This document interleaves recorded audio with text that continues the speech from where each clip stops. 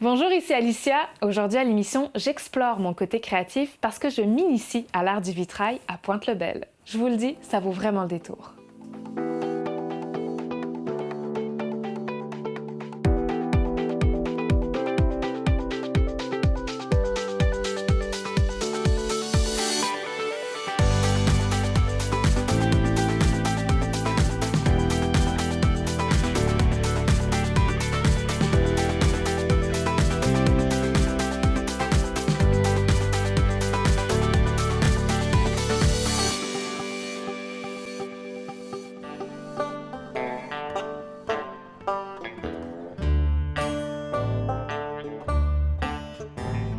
Alors, je me retrouve avec Gabrielle Martel. Gabrielle, on est dans ton atelier, on est à Pointe-le-Bel, ici sur la Côte-Nord, et j'aimerais que tu me parles de l'histoire, de ton histoire d'amour, en fait, avec le vitrail, parce qu'on a du vitrail partout autour de nous.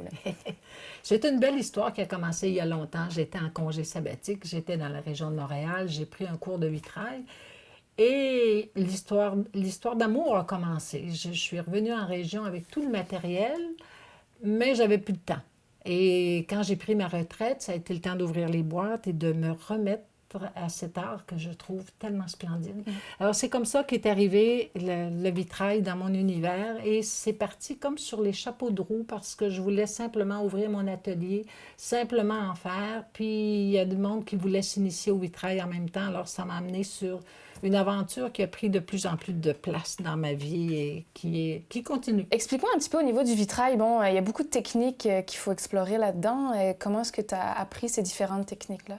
La façon que je travaille, c'est avec le ruban de cuivre. J'ai exploré la baguette de plomb, j'ai pas aimé ça, alors je suis revenue à cette approche-là. Et après ça, bien là, je l'expérimente, je perfectionne. J'ai été à d'autres cours de perfectionnement parce qu'il n'y a pas tant de gens ici qui en font sur la Côte-Nord. Alors, c'est comme ça qu'en le faisant, en expérimentant, que j'ai appris et que j'apprends toujours. Gabrielle, je me sens un peu privilégiée aujourd'hui parce que tu vas me faire un cours d'initiation finalement au vitrail. Et puis c'est d'ailleurs ce que tu fais, tu donnes des formations à certaines personnes pour faire une transmission de ce savoir que tu as. Comment est-ce que ça se passe? Qu'est-ce que tu fais exactement dans les ateliers? Ce qui est arrivé, c'est que dès que j'ai commencé, j'ai ouvert mon atelier de vitrail, des gens m'ont demandé des cours. Et ça m'a amené à tout de suite partager ma jeune expérience. Et tranquillement, je me suis apprivoisée à l'idée de faire de quoi et j'ai développé une façon de faire. Les gens viennent, ils ne coupent pas le verre. Ils sont simplement avec toutes les chutes de verre comme moi j'ai, je les rends disponibles. Eux autres laissent aller leur cœur d'enfant. Ils ramassent 3, 4, 5 morceaux. Ils se font une œuvre personnalisée qu'ils vont meuler, enrubanner, souder et repartir avec. Puis, ma récompense, je l'ai quand je les regarde travailler. Parce que c'est du bonheur, des pétilles dans les yeux. Les gens viennent soit entre amis, collègues de travail, de tout acabit. Et ça a fait en sorte que je me suis dit, OK, c'est beau, il y a quelque chose à faire là. Et à chaque fois, c'est enthousiasmant, mais pour eux puis pour moi aussi. Moi, j'ai hâte d'essayer ça. Oui? Ouais. Juste avec les couleurs qu'on a devant nous, là, ça donne vraiment le goût de travailler avec ça. Alors, on y va.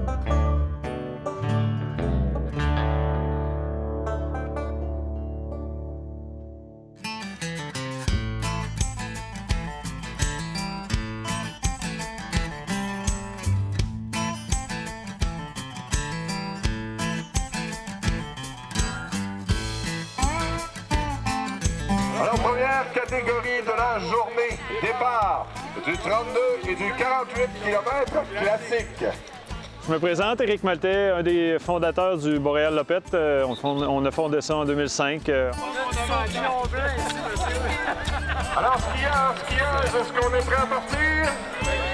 En fait, la genèse, c'est qu'on rêvait de faire la boucle de 100 km au nord de Forestville, que les motoneiges empruntaient. Et en 2004, on s'est lancé 3, Gino Jean, Dave Delaunay et moi, 3 enseignants à la commission scolaire de l'estuaire ici à Forestville. Et on a fait 100 km à titre d'essai en 2004.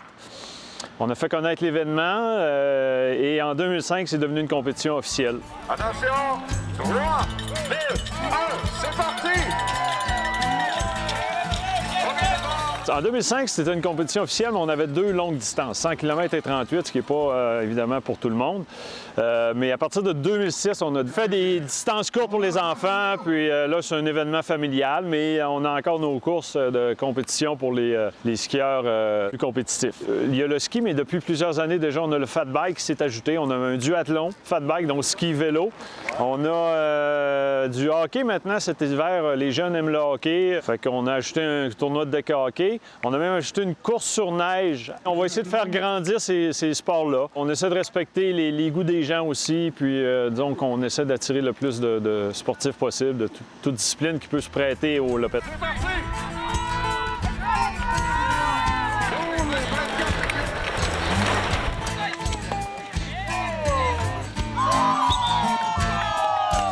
Le Boréal Lopette, écoutez, c'est un vaste projet qui regroupe essentiellement 3 missions, 3 objectifs. Essentiellement, créer des saines habitudes de vie, encourager la persévérance scolaire. Et le 3e, c'est participer à la vie économique de la région. C'est notre 16e édition, donc au cours des années, on s'est rendu compte qu'on a quand même des retombées de plusieurs dizaines de milliers de dollars chaque année. Chaque année, donc, il y a une campagne de financement pour les équipes sportives de la région. Mais le but, là, je vous dirais aussi, c'est faire rayonner Forestville, ses attraits, créer à Forestville un événement qui attire des gens de partout aussi, des gens de l'extérieur qui viennent. La course est connue à travers le Québec, le nord-est des États-Unis, en Ontario. On a eu des Français qui sont venus ici, des Américains de Californie. L'événement est quand même connu provincialement et je dirais même sur le plan international. Une collègue disait, elle dit, c'est le fun, quand c'est le Lopette, on a de la visite. Il n'y a pas beaucoup d'événements ici qui attirent, à part peut-être les tournois de hockey, mais ça, c'est un peu partout. Mais un événement de ce type-là, qui attire des gens d'un peu partout, c'est assez rare. Fait que c'est un peu aussi une des missions qu'on a.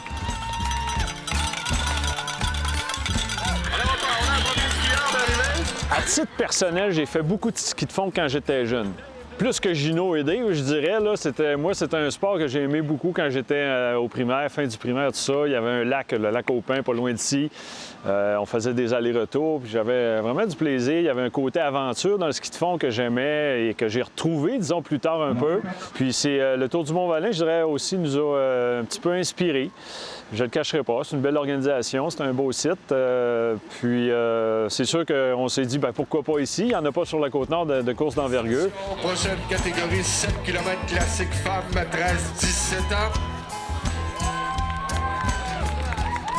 C'est un événement qui nous a fait grandir. On a appris beaucoup avec ça. C'est une entreprise sociale assez grande. On a beaucoup de bénévoles. On a un comité qui est fidèle, qui est là depuis plusieurs années. Ces gens-là ont des compétences maintenant. C'est de plus en plus facile de l'organiser. C'est sûr que chaque année, il y a un lot de défis à relever, mais c'est beaucoup de travail pour une journée, mais c'est tellement gratifiant, je dirais, de voir les gens heureux, puis partir d'ici avec de beaux souvenirs aussi. Moi, j'ai des jeunes qui eux autres, sont juste venus voir le Lopette, puis ils ont trippé, qui ont participé. Pour eux autres, ça fait partie de leur compétition fétiche à titre de jeunes, comme bon souvenir, disons. Fait que c'est plaisant.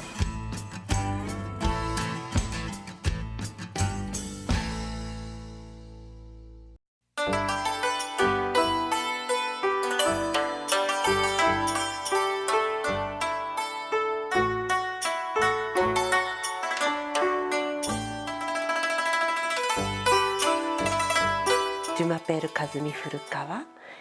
Je suis japonaise qui habite à Baie-Comeau depuis 2016.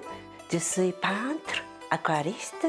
Aussi, j'ai commencé à créer des haïkus en forme de poésie d'origine japonaise en français.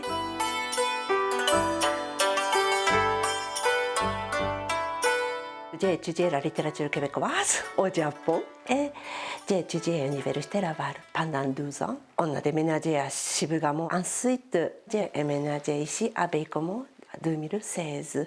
J'ai commencé à mes peintures à l'âge de 4 ans. Et j'ai suivi des ateliers de professeurs et maîtres, plusieurs maîtres. Aussi, j'ai suivi des cours d'iconographie et iconologie à l'université pour approfondir mes connaissances vraiment académiques sur la peinture. Et j'ai habité à Shibugamo et j'ai commencé à rencontrer les artistes de Shibugamo et ses environs. Donc, on a fondé un organisme à but non lucratif.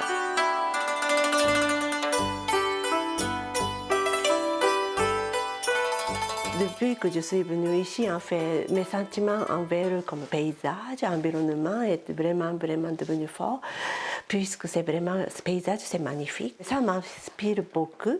J'aimerais bien, comment dire, valoriser, en fait, donner bonne valeur.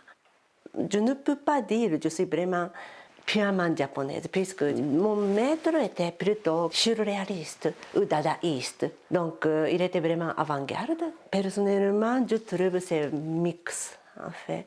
Mais je ne peux pas dire qu'il n'y a pas d'influence de la peinture japonaise parce que j'ai étudié.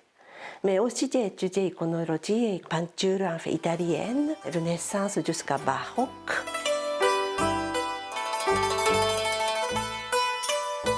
Au Japon, être artiste, ce n'est pas grand-chose. En fait, on peut devenir n'importe quel artiste.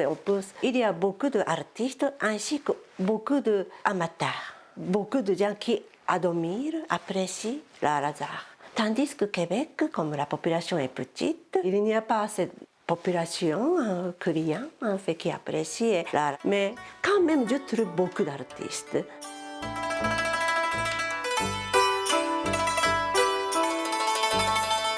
Guy Lancette, c'est un auteur, romancier. En fait, c'est lui d'abord qui m'a suggéré de créer quelque chose au lieu de peindre. L'écriture, ce n'était pas vraiment dans mon intérêt. Mais quand même, j'ai commencé à écrire un petit peu. Et j'ai combiné ma peinture avec quelques phrases. Ce dicton français en fait, et j'ai présenté au public.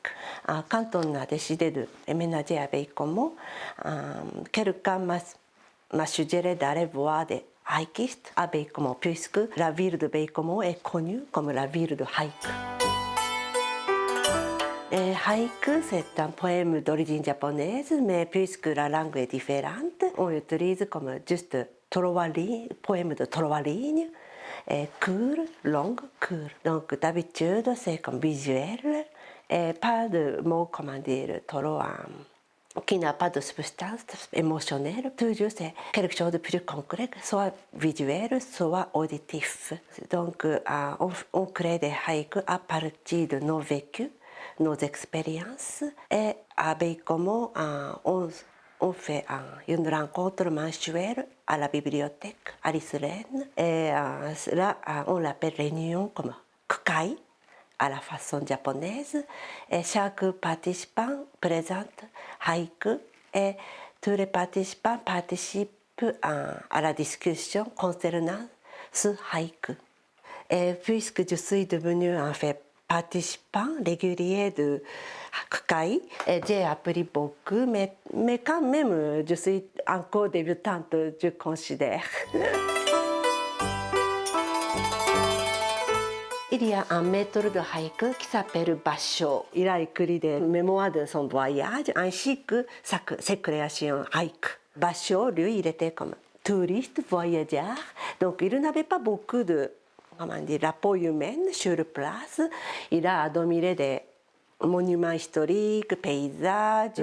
Il n'a pas communiqué avec les gens sur place. Mais moi, j'ai eu l'occasion, donc j'aimerais bien approfondir cet aspect.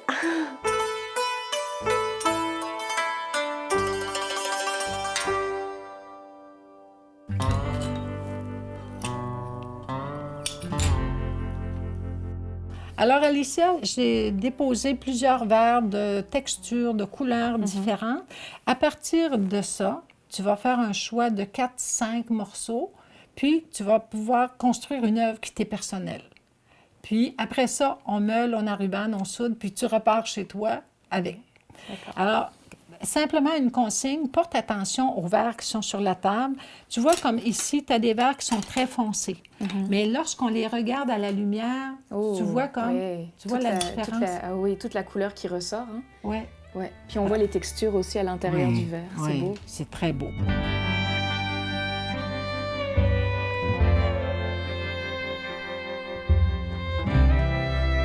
Je pense qu'on l'a. Tu vois, au début, ça a commencé avec un oiseau et là, on est rendu finalement avec un petit porcelet.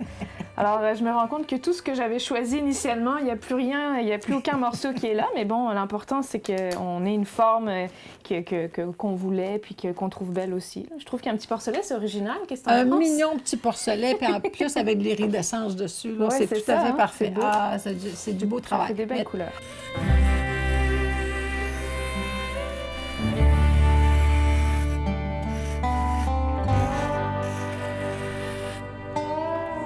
Voilà. Alors, pourquoi on meule, c'est pour enlever les aspérités, pour faire en sorte que la forme soit telle on la veut. On enlève le luisant du verre, puis en enlevant le luisant, quand on enrubane, le ruban vient s'apposer mieux. Parce qu'autrement, quand la surface est lisse, le ruban tient moins bien. D'accord. Puis quand on fait ça, le ruban tient bien. OK. Puis alors, tu fais la même chose. Oui.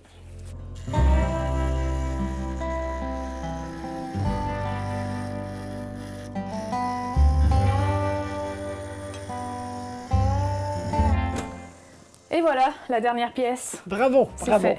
Alors, tu refais la forme de ton petit porcelet. Oui. Puis après ça, on va passer à l'enrubanage. Alors, enrubaner, après ça, on va pouvoir le souder. C'est le ruban qui est de cuivre, qui est autocollant, qu'on va mettre tout le tour de chacun des morceaux. Puis après ça, on vient placer la soudure dessus.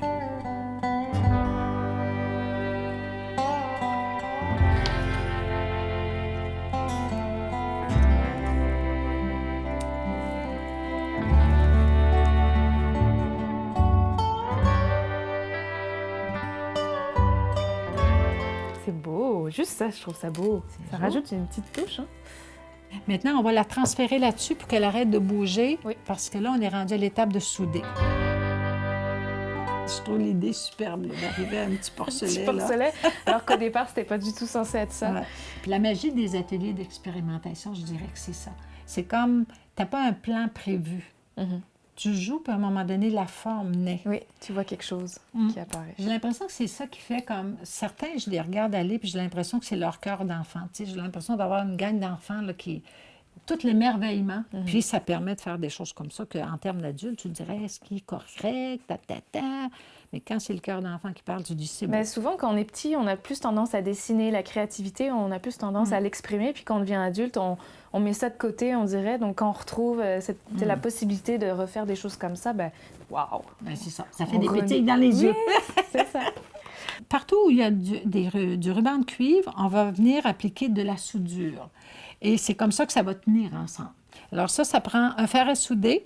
Ça prend l'éponge qui est là pour nettoyer la pointe régulièrement. Ça prend, en fait, je dis du plomb, mais c'est l'étain plomb. Ça prend aussi un flox, c'est un gel qui fait...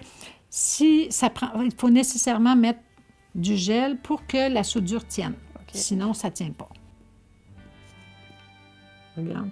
Là, je vais juste le fixer, OK? Pour que ça arrête de bouger, qu'on puisse enlever les aiguilles. Là, je vais faire une première ligne, puis les autres, tu les feras. OK? D'accord. Ici, j'ai déjà mis du flox tout le long. OK, je mets en dessous, le fer par-dessus, puis je m'en viens.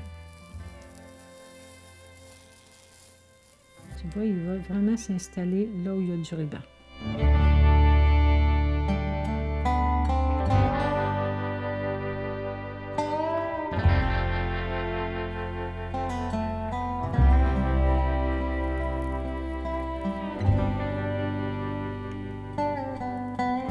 Un petit porcelet tout propre. Oui, c'est beau. Alors, on regarde dans la fenêtre, qu'est-ce qu'il donne? Ah, il est tout mignon. Il est tout heureux d'être sorti. Dans de les tes mains. tons un petit peu pâles, roses, c'est super beau. C'est un porcelet. Qu'est-ce que t'en penses? Ah, ben, je trouve ça magnifique. C'est beau? Oui. Ah, t'as bien travaillé, vraiment, là. Ben, merci pour tes Il explications. est heureux de partir avec toi. Super Voilà. ça. Hey, merci beaucoup pour ton temps puis pour m'avoir expliqué de si belle façon comment est-ce qu'on travaille le vitrail. C'était vraiment intéressant. Merci. Ça m'a fait Ouais. un grand plaisir.